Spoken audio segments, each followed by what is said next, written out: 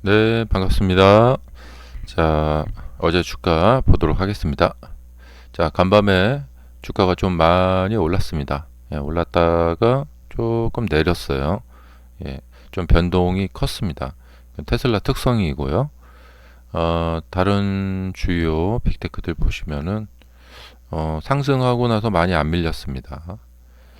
다만 이제 애플이 중국에서 좀 아이폰 판매가 좀 꽤 줄어든다. 뭐 그런 이야기 때문에 좀 밀렸었고요. 이제 구글 같은 경우에 보면 올랐다가 그렇게 많이 안 밀렸습니다. 이것은 그냥 종목 특성. 예. 자, 지금 이제 일봉 상태에서 보면은 이렇게 요 부분만 보면은 이제 이렇게 하락하다가 이렇게 이제 상승 전환돼서 빠져나가는 듯한 모습으로 이제 보이고 있습니다. 네, 그런데 이제 이 주봉, 월봉 상태를 보면은 모습이 조금 또 다릅니다. 예, 그러니까 큰 상승한 후에 이 추세가 이제 빠진 후에 어 그냥 뭐 약간의 그 되돌림 반등 정도를 보이고 있는 것이기 때문에 이거에 대해서 이게 크게 아주 큰 점수를 주기는 좀 어렵습니다. 긴 조정을 거친 후에 이렇게 빠져나가는 것과 이렇게 긴 추세를 보인 후에 어, 이렇게 빠져서, 그러니까 이제 흔히 우리가 이제 많이 보는 타입이죠. 이렇게 이제 추세를 보이다가 추세가 깨지고 나서 뒤돌림 반등. 근데 이거에 대해서 아주 크게 점수를 줄 수는 없죠. 자, 그래서 이제 둘 중에 하나죠. 이 상승 이것을 이제 계속해서 지속해 나갈지 아니면 되돌림 반등을 좀 주다가 다시 이렇게 밀릴지 이제 둘 중에 하나가 되겠습니다. 그래서 이렇게 자세하게 뭐 이렇게 어 데일리 봉을 보면은 이제 긴 조정 후에 이제 터닝하면서 이제 가는구나 이렇게 보일 수가 있겠지만 그렇게까지 안심할 것은 아닙니다. 네. 자, 이 마이크로소프트의 주가를 보시면은 아주 이게 뭐랄까 좀 패턴을 잘 보여주고 있고 이제 대표적인 건데 어, 마이크로소프트 같은 경우는 여기서 이렇게 빠졌다가 이제 이 정도가 이제 되돌림 반등 정도. 근데 거기를 뛰어넘어 버렸습니다. 이런 경우에 조금 미리 좀 예단하는 것 같긴 하지만 어 잘하면 갈 수 있겠다 이렇게 신고가 돌파하면서 약간 좀 그런 희망을 갖게 됩니다. 음. 그래서 지금 다른 종목들도 이 마이크로소프트처럼 이렇게 이게 되돌림 반등 정도가 아니구나. 그러니까 이렇게 보시면은 자 전달 같은 경우에 보면 이건 아직은 되돌림 반등 정도고 여기를 이렇게 돌파해서 이렇게 더 올라가게 되면은 이제 본격적인 이제 투자자들이 이제 들어오겠죠. 그런데 이제 이게 이제 가령 이제 여기서 이렇게 가서 이렇게 고점을 만들고 이렇게 떨어지면은 이제 이것이 헤드앤드 숄더형이 되겠습니다. 이 헤드앤드 숄더형이 좀 조심스러운 게 뭐냐면 가는구나 해갖고 이 사람을 이제 헷갈리게 만드는 거죠. 그래서 이렇게 해서 이렇게 떨어지는. 네. 음, 그리고 이제 뭐 엘리어트 파동 이론 같은 걸로 이렇게 보시자면은 예, 어, 이렇게 해서 1파로 볼까요? 네. 이렇게 보면 이제 차트가 어렵죠. 그래서 차트는 이제 이 엘리어트 파동만 이렇게 외우시는 분들은 이제 하나 더 아셔야 되는 게 뭐냐면 이 추세에는 이렇게 세로로 어떤 이렇게 구간, 이렇게 구간을 나누는 것을 좀 생각을 하셔야 된다. 그래서 이렇게 뭐 1파, 뭐 2파, 이렇게 3파 이렇게 볼 수가 없고 그 변동성이 달라지는 때가 있습니다. 그러니까 전체 어떤 그 그러니까 M2라고 하죠. 이게 통화량의 총량이 이제 바뀌면서 이제 발생되는 이제 변동성에 대해서 이제 그런 게 있고요. 그렇기 때문에 제가 예전에 이제 2020년 이제 팬데믹까지 해서 여기서 한번 이게 끊어줘야 된다. 그리고 여기는 이제 변동성이 달라진 구간이다. 그래서 이제 1파, 2파, 3파, 4파, 이제 5파인데 이 상승이 좋으면서도 우려되는 것이 뭐냐면 5파를 갔다가 그 다음에 이제 이 A, B, C 이 구간이 발생이 되기 때문에 이 A, B, C 이 하락이 있기 때문에 그리고 이 파동도 이제 엘리어트 파동도 그냥 이렇게 그림으로 외우지 마시고 이게 어떤 원리에 의해서 나타나는가. 그다음에 이제 좀 더 이제 길게 보시면은 이제 연봉으로 이렇게 연봉으로 이렇게 보시면 또 좋으시겠죠? 네. 자, 이 연봉으로 따져보자면은 그러니까 이게 무슨 이야기냐면 이렇게 돼 갖고 자, 이렇게 해서 이제 가는데 그 연봉으로 따져보자면 지금 그 약간의 그러니까 여기서 이제 계산 제 타겟 프라이스 매매법으로 계산을 해보자면은 한 요쯤 네 요쯤이나 뭐 지금부터 하락을 해도 사실은 별 큰 저기 어떤 저거는 없어요. 이 타겟 프라이스로 보자면은 이 타겟 프라이스 매매법으로 보자면은 지금 타겟 프라이스가 한 대충 한 이쯤 됩니다. 예, 이게 긴 이런 흐름에서 봤을 때 그래서 목표가를 찍고 나면은 한번 이제 이쪽으로 이렇게 들어오는 그 조정이 있을 가능성이 있습니다. 이게 이제 이 2000년 그 거품 꺼지고 또 사실 근데 2008년도 같은 그런 상황은 아니고 2000년 이 IT 거품 이런 상황하고 비슷하거든요. 이렇게 해서 이제 타겟 프라이스를 찍고 그 다음에 이제 이 이평선 속으로 조정을 들어갑니다. 자 이렇게 자 이런 현상이 나타날 가능성도 배제할 수 없다. 현재 상황에서 이렇게 조정들을 아주 자연스러운 조정이죠. 이렇게 조정을 하고 그 다음에 이 조정의 힘을 기반으로 해서 이제 이렇게 긴 상승을 간 거죠. 그래서 이 차트를 보면 좀 두려운 것이 뭐냐면 주가의 그 특성상 이렇게 이격이 많이 벌어지게 되면은 이 이평선 속으로 조정을 하기 때문에 앞으로 좀 큰 일이 터질 가능성이 좀 있어 보인다. 그게 무엇일지는 좀 아직은 예단하기 어렵고 뭐 대표적으로 이제 뭐 보자면은 뭐 디플레 사실은 이제 2013, 2010부터 한 2015년 정도까지를 이제 디플레 기간으로 보는데 이때 이제 주가가 상승을 좀 하긴 했는데 빅테크 또 마이크로소프트는 워낙에 잘했기 때문에 이 정도 되는데 다른 종목들은 거의 옆으로 이제 수평입니다. 또 이러한 어떤 횡보 에너지 모으는 기간이 있었기 때문에 이렇게 갈 수가 있었던 것이죠. 이렇게 가고 나서는 조정을 들어간다. 그래서 좀 그거에 대해서 조금 이제 좀 약간 대비 뭐 이렇게 할 필요가 있어요. 그래서 금융위기 때처럼 어떤 큰 금융 시스템에 문제가 생기거나 아니면 경제상으로 뭐 공황이 오거나 아니면 뭐 다른 거가 생길 수도 있겠죠. 뭐 전쟁이 터질 수도 있고. 자, 그래서 주가의 그 원리 중에 하나가 뭐냐면 주가라는 것은 쭉 상승할 때 보면 이게 이제 폭탄 돌리기다. 결국에는 맨 마지막에 잡은 사람이 고점을 잡게 되고 폭탄을 맞게 되는 것이죠. 그러니까 여기서 산 사람이 이렇게 팔고 여기서 받은 사람이 또 다시 팔고 여기서 받은 사람이 또 이렇게 팔고 여기서 받은 사람이 또 갖다 팔고 이렇게 해서 주가는 계속 이제 그렇게 가는 거죠. 그러다가 맨 꼭지에 잡은 사람이 이제 폭탄을 잡게 된다.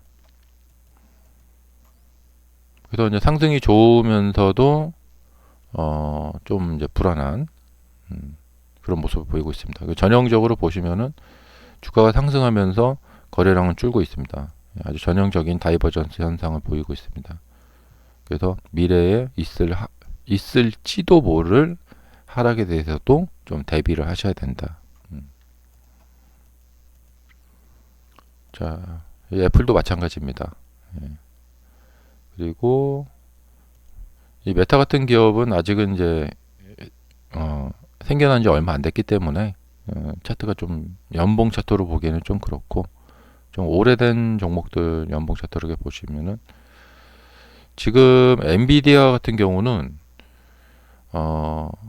지금 한 요 정도에서 한 뭐 10배 이상 올랐는데 엔비디아 같은 경우에는 이것도 지금 이 이격이 좀 너무 큽니다.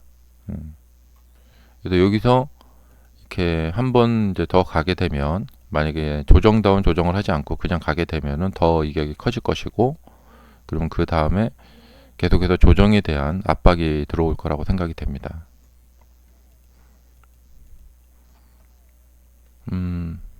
제가 지금 이렇게 지금 말씀드리고 있는데, 이건 뭐냐면 그 상승 시기에는 이제 우리가 이제 열광을 하는데, 하지만 냉정하게 봐야 된다는 것이죠.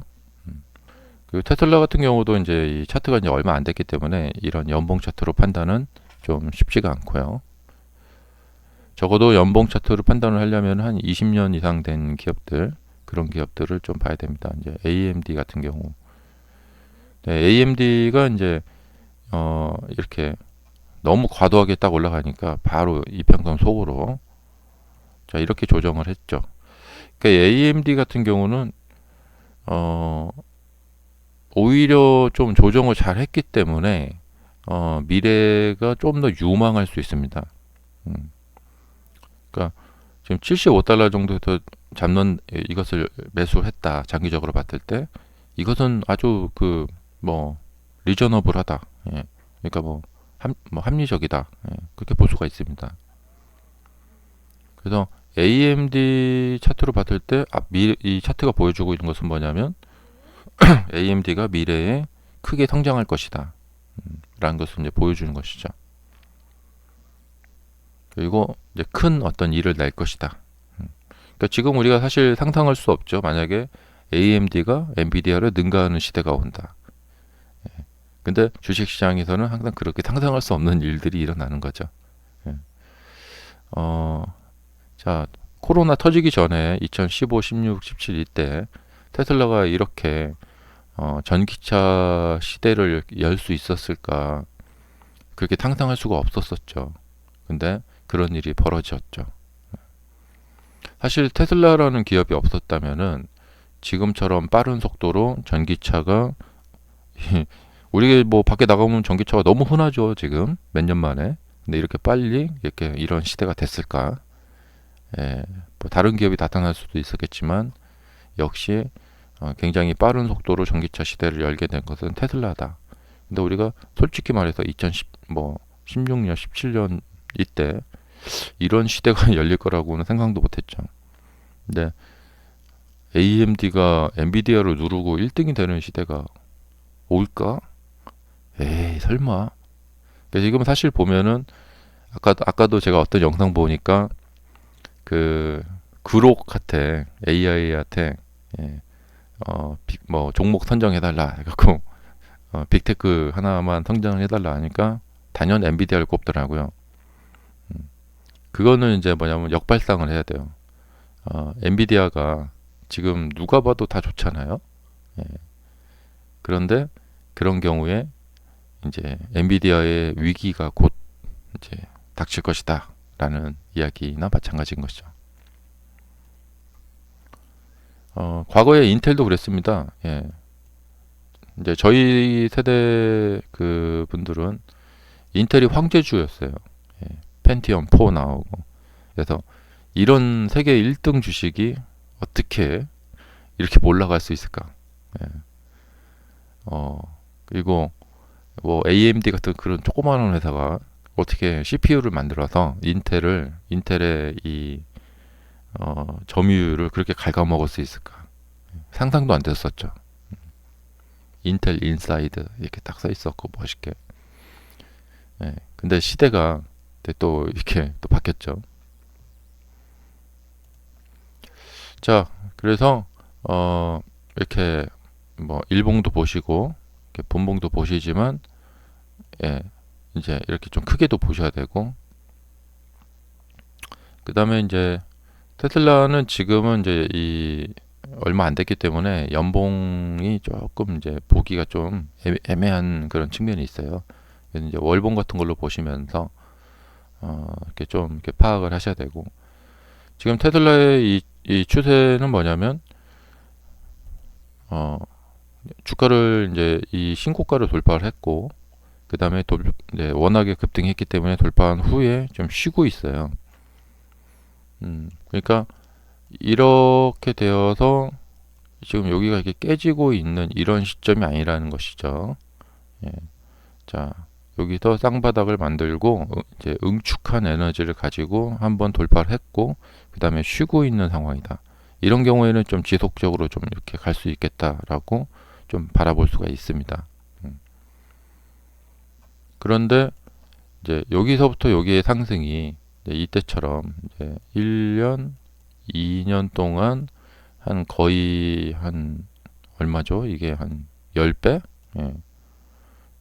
이 정도 상승한 후 이렇게 빠지고 있는, 그래서 아까 제가 다른 그 저기 나스닥 차트도 그리고 다른 종목 차트도 봤지만, 여기서 이런 양봉 반등한다고 좋아할 게 아니다 이거죠. 예. 이렇게 다시 이렇게 빠질 위험성이 있기 때문에. 근데 테슬라의 현재 지금 월봉의 차트의 모습은 이런 자리가 아니라는 거죠. 예. 충분히 조정을 했고 저점을 계속 이제 올려가고 있다 이렇게. 하지만 만약에 이 라인이 깨진다, 이렇게 깨트린다, 그러면 정말 단기간에 회복이 불가능할 정도가 될 수가 있습니다. 이것은 뭐냐면 이제 개별 기업 내의 상황과 매크로 상황이 이제 겹치는 거죠. 예, 매크로 상황이 뭐 경제 공황으로 한다거나 아니면 무슨 뭐 전쟁이 터진다거나 뭐 그런 식으로 이제 간다 하면은, 예, 여기서 이렇게 빠지면은 이때는 사람들이 매수 안 합니다. 예, 한참 기다립니다. 그래서 지금 나스닥에 지금 최근 이제 반등이 좋은데 이게 좀 주의할 필요가 있습니다.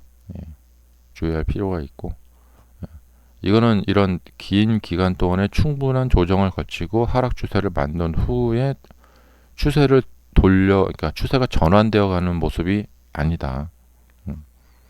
그래서 여기서는 이렇게 큰 어떤 이렇게 왔다 갔다리 하면서 이렇게 막 이렇게 뭐 이런 모습, 그러니까 변동성이 나타날 수 있다는 것이죠. 그러니까 긴 추세를 가다가 한번 빠졌고 반등하네. 항상 일봉에서도 그렇고 우리가 이제 매매할 때 요런 자리 들어갔다가 물리는 경우가 엄청 많습니다. 그래서 보통 이제 이렇게 갔다가 여기서 한번 이제 고점을 만들고 여기를 이렇게 돌파한다거나 이런 식으로 하죠. 근데 이게 엄연히 그러니까 자, 이게 이렇게 해서 이렇게 가다가 이렇게 뒤로 빠져서 뒷반등을 주고 있는 상황인 것 같지만 엄연히 다릅니다. 왜냐하면 60주 선 위에서 나타나고 있는 상황이기 때문에 그렇죠.